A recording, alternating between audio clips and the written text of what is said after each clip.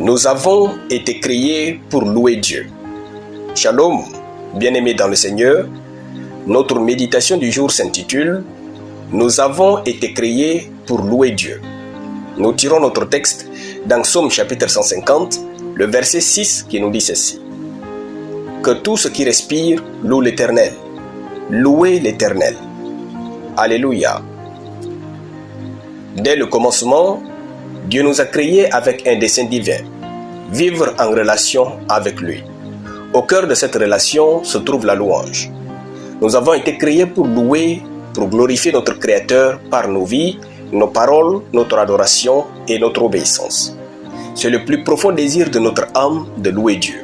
C'est une joie inexprimable pour notre âme lorsque nous louons Dieu de tout notre être. Louer Dieu ne se limite pas à chanter un cantique le dimanche. C'est l'effusion continuelle d'un cœur qui reconnaît la bonté, la majesté et la fidélité de Dieu. Chaque fois que nous choisissons de le remercier au lieu de nous plaindre, chaque fois que nous élevons son nom au-dessus de nos circonstances, nous entrons dans notre dessein originel. Dieu dit dans Ésaïe chapitre 43, le verset 21, « Je me suis formé ce peuple, il publiera mes louanges. » Dieu ne nous a pas créés au hasard. Il nous a façonnés, nous a insufflé la vie et nous a donné des voix, des esprits et des cœurs pour le louer.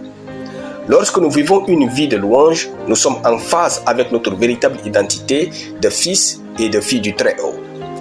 Même la création le loue, les cieux déclarent sa gloire, les mers rugissent, les arbres battent les mains.